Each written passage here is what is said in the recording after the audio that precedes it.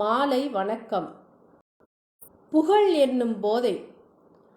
ஒரு சிங்கமோ புலியோ இன்னொரு சிங்கத்தையோ புலியோ பார்த்து, ச்சே, நீ இவ்வளோ வேகமா துரத்தி எப்படி லாவகமா அந்த மான வேட்டையாடுன, உன் வீரமும் ஆற்றலும் மெச்சுதலுக்குரியது.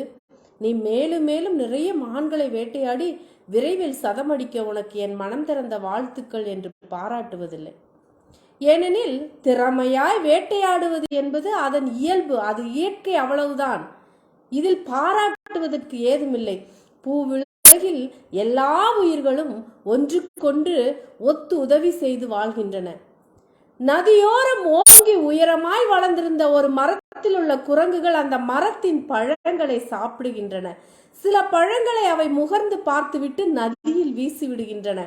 அதற்காகவே காத்து கிடக்கும் மீன் கூட்டம் ஒன்று அந்த பழங்களை உணவாக கொள்கின்றன. பின்பு சமவெளியில் நதியின் ஓட்டத்தோடு நீண்ட நெடுதூரம் பயணித்து வேறொரு இடத்தை அடைகின்றன. அங்கு கழிவுகளை வெளியேற்றுகின்றன. கழிவுகளோடு சேர்ந்து வெளியேறும் அம்மரத்தின் விதைகள் கரையொதுங்கி புதிய நிலத்தில் முளைக்கத் தொடங்கின்றன. அந்த மரத்தின் சந்ததி நிலை பெறுகிறது. இதில் யார் யாரை பாராட்டுவது? இந்த மரத்தின் சந்ததியை நிலை பெறச் செய்யும் பணியை நாம் செய்கிறோம் என அந்த குரங்குகளுக்கோ மீன்களுக்கோ அல்லது ஆற்றிற்கோ தெரியுமா? இது இயற்கையின் சக்தி, அதன் பேரறிவு மயமான திட்டம். குரங்கு, மரம், மீன், ஆறு என அனைத்துமே வெறும் கருவிகளே. இவை எதுவும் அந்த மரத்தை தான் நட்டதாக பெருமை பேசிக் கொள்வதில்லை. ஆனால் அவை ஒன்றுக்கொன்று ஒத்து உதவி வாழ்கின்றன. மனிதனும் அதுபோலதான். இந்த பூமியில் அவன் ஒரு சில ஆண்டுகள் மட்டுமே வாழ்ந்து செல்லும் ஜீவன். தனியாக ஆகாயத்திலிருந்து குதித்து விட்டவன் அல்ல. அவனும் பிற ஜீவன்களோடும் சக மனிதர்களோடும் ஒத்து உதவி செய்து வாழ்பவன். இது புரியாமல் ஒருவரை ஒருவர் பொய்யாய் புகழ்ந்து தள்ளி அகங்காரத்திற்கு பெருந்தீனிட்டு வளர்த்து கொண்டிருக்கிறோம். புகழ் என்று ஒன்று கிடையவே கிடையாது. அது கற்பனை, அது ஒரு மாயை, அது ஒரு போதை, அது ஒரு மனநோய்.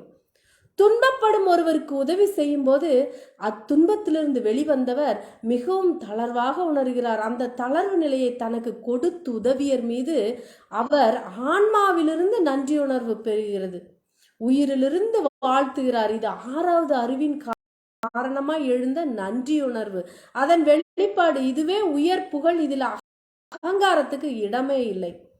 மற்றெல்லாம் உள்ளொன்று வைத்து புறமென்று பேசும் கபட வேடங்களே. அவை தந்திரமான உள்நோக்கங்களை கொண்டவை, மிகுந்த ஆபத்தானவை, அகங்காரத்தை வளர்ப்பவை, மனித குலத்தின் சாபக்கேடுகள்.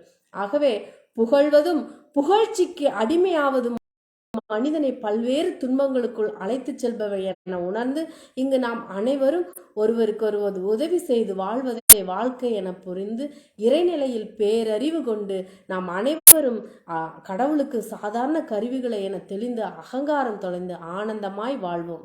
வாழ்க வையம், வாழ்க வளமுடன். வாழ்த்துக்கள். நன்றி.